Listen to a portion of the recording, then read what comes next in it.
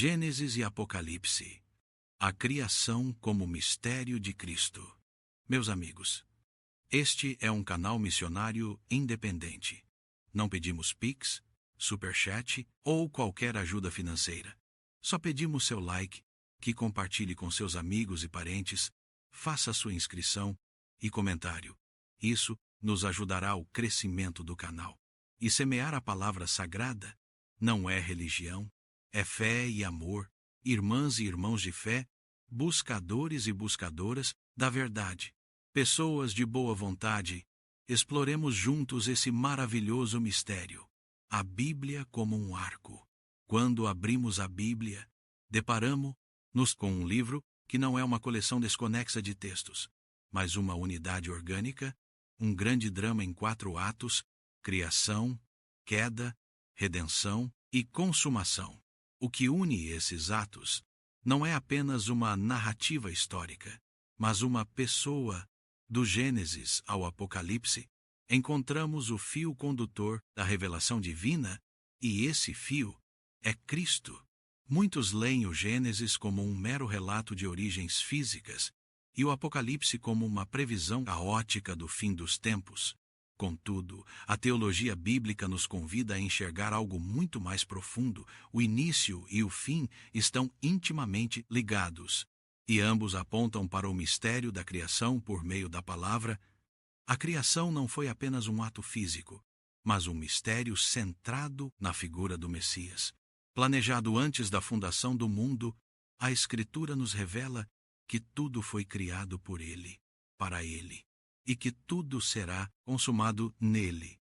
Nesse vídeo, exploraremos essa relação profunda entre o Gênesis e o Apocalipse, fundamentados na convicção de que o Verbo eterno, Jesus Cristo, é o Alfa e o Ômega, o princípio e o fim de toda a obra criadora e redentora, o início de tudo, Bereshit, e o mistério da criação pela palavra. Comecemos pelo princípio. As palavras iniciais da Escritura são solenes e carregadas de significado teológico. No princípio, criou Deus os céus e a terra. Gênesis capítulo 1, versículo 1. No original hebraico, esta frase é composta por exatamente 7 palavras, 28 letras. Este detalhe não é acidental. 7, na Bíblia, é o número da plenitude, do descanso e da aliança divina. A própria estrutura do versículo inaugural já aponta para um ato perfeito, completo e intencional.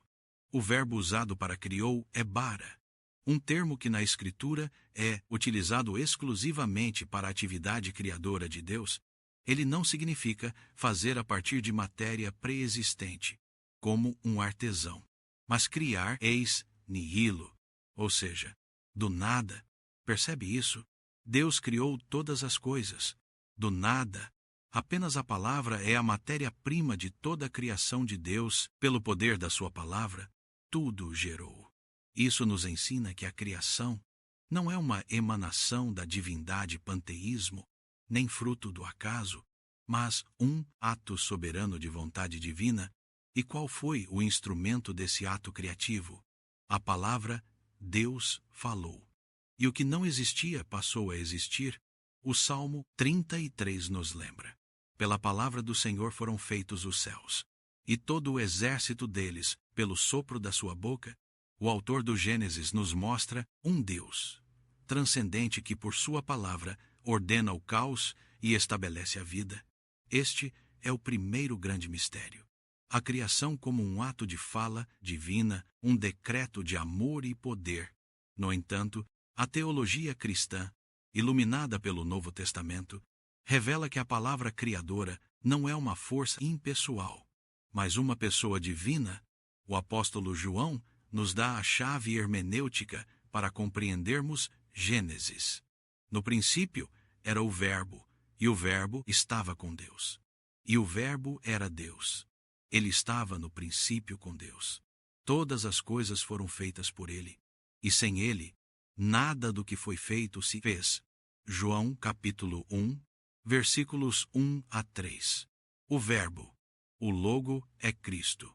Portanto, Cristo não é uma ideia subsequente no plano divino, uma solução de emergência para o pecado humano.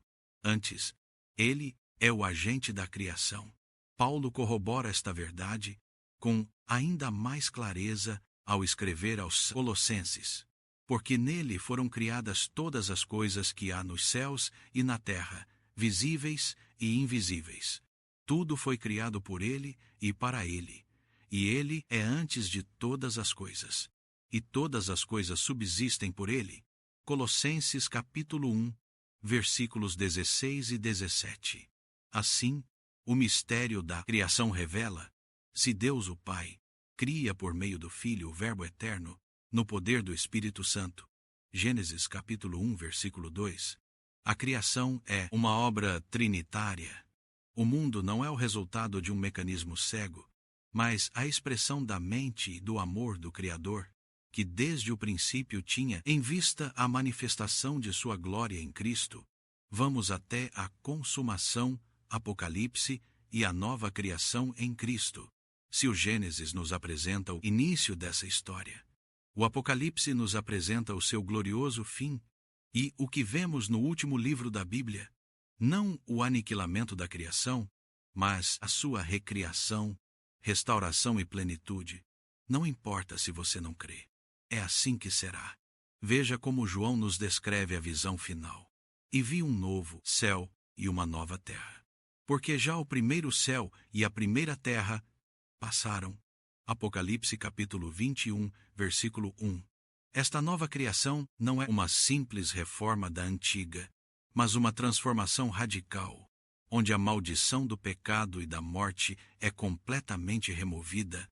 O ponto alto dessa consumação é a habitação de Deus com o seu povo. Eis aqui o tabernáculo de Deus com os homens, e com eles habitará. E eles serão o seu povo, e o mesmo Deus estará com eles, e será o seu Deus. E Deus enxugará de seus olhos toda lágrima, e não haverá mais morte, nem pranto, nem clamor, nem dor, porque já as primeiras coisas são passadas. Apocalipse capítulo 21, versículos 3 e 4. Observe a linguagem. As primeiras coisas são passadas. Isso nos remete diretamente ao Gênesis. O que começou em um jardim no Éden, com comunhão perfeita, será consumado em uma cidade, a Nova Jerusalém, com uma comunhão ainda mais plena e eterna, a presença de Deus, que era simbolizada no Santo dos Santos, no templo. Agora será a realidade onipresente do novo cosmo. E nela não vi templo, porque o Senhor Deus Todo-Poderoso e o Cordeiro são o seu templo. Apocalipse capítulo 21, versículo 22. E qual é o centro dessa nova criação? Novamente, Cristo, o Cordeiro, ele é a lâmpada da cidade celestial. Apocalipse capítulo 21, versículo 23. A criação, que começou com a luz física, haja luz, encontra seu significado final na luz espiritual que emana do Cordeiro.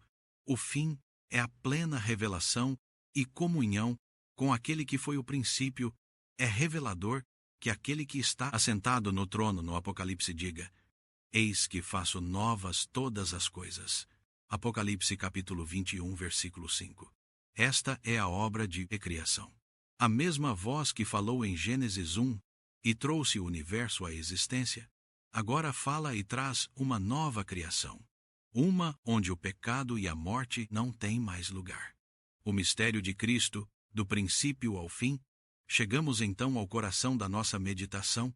O Gênesis e o Apocalipse não são apenas dois livros, mas as duas bordas de um único e grandioso tapete tecido pela mão soberana de Deus, cujo desenho central é Cristo, o Cordeiro imolado desde a fundação do mundo. Uma das verdades mais profundas e misteriosas das Escrituras é que a obra redentora de Cristo não foi um plano de contingência. Pedro nos ensina que fomos redimidos com o precioso sangue de Cristo, como de um cordeiro imaculado e incontaminado, o qual, na verdade, em outro tempo foi conhecido, mas manifestado nestes últimos tempos, por amor de vós. 1 Pedro capítulo 1, versículos 19 e 20. E João, em sua visão apocalíptica, Vê o Cordeiro que foi morto desde a fundação do mundo. Apocalipse, capítulo 13, versículo 8. Isto significa que, na mente e no propósito eterno de Deus, a encarnação, a cruz e a ressurreição do Verbo não foram uma reação ao pecado, mas o próprio alicerce do plano divino para a criação. Deus criou o mundo com a intenção de glorificar seu Filho, e essa glória se manifestaria de forma suprema na redenção. O Gênesis aponta para isso.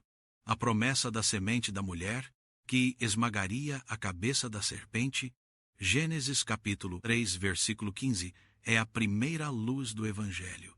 Então, o mistério é revelado, Cristo em vós, esperança da glória. Aleluia! O apóstolo Paulo fala de um mistério que esteve oculto por séculos e gerações, mas que agora foi manifestado aos santos.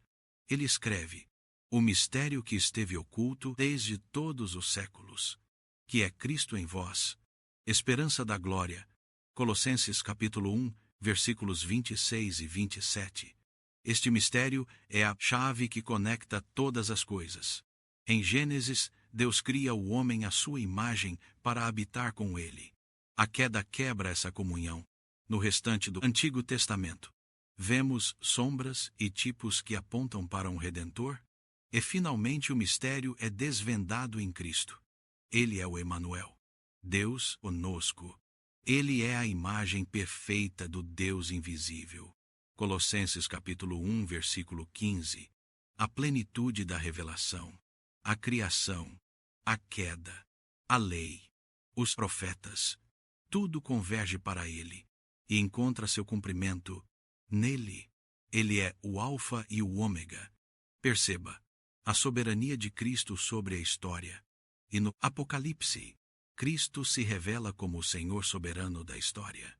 Eu sou o Alfa e o Ômega, o princípio e o fim, diz o Senhor, que é e que era, e que há de vir, o Todo-Poderoso. Apocalipse capítulo 1, versículo 8. Ele é o princípio da criação. Colossenses capítulo 1, versículo 18, e o fim para o qual toda a história caminha. A terra, que foi o palco da queda, se tornará o palco da glória eterna. Em Gênesis, vemos o paraíso perdido. Em Apocalipse, vemos o paraíso restaurado, com a árvore da vida novamente acessível, que nos remete ao Éden perdido. Ao encerrarmos esta reflexão, que lições podemos extrair para nossa fé e vida prática? Em primeiro lugar, somos chamados a uma visão cristocêntrica de toda a realidade. O mundo não é um acidente cósmico, nem a história é um ciclo vazio. Tudo foi criado por Cristo e para Cristo. Isso dá significado e propósito à nossa existência. Não vivemos para nós mesmos, mas para a glória daquele que nos criou e redimiu. Em segundo lugar, a criação é uma obra de amor trinitário. O Pai planejou, o Filho executou e o Espírito vivifica. Isto nos mostra um Deus que é comunhão e que nos criou para participar dessa comunhão. A grande promessa do Apocalipse é precisamente essa. Eles serão o seu povo, e o mesmo Deus estará com eles. A esperança cristã não é uma fuga para um reino espiritual etéreo, mas a restauração de toda a criação sob a cabeça de Cristo, onde habita a justiça. Por fim, vamos nos lembrar do mistério que é Cristo em nós. A esperança da glória não é apenas um evento futuro, mas uma realidade presente. O mesmo poder criador que falou no Gênesis e trará a nova Jerusalém no Apocalipse está operando em nós, recriando nosso coração à imagem de Cristo. A criação do mundo aponta para a nova criação que Deus realiza em cada um de nós, pela fé no Senhor Jesus. Que possamos, como o apóstolo, proclamar a glória de Cristo, advertindo e ensinando a todo homem com toda a sabedoria, para que apresentemos todo o homem perfeito em Cristo, e que ao contemplarmos o princípio e o fim, possamos viver como peregrinos nesta terra, aguardando a bem-aventurada esperança e a manifestação da glória do nosso grande Deus e Salvador, Jesus Cristo. Amém. Amém. Essa reflexão merece sua curtida. Compartilhe em seus grupos. Outras pessoas precisam clarificar a mente, saber a verdade que se revela cada vez mais. Se você não é inscrito, faça sua inscrição. Nos ajude a levar estas mensagens mais longe. Fica com Deus. Até o próximo vídeo.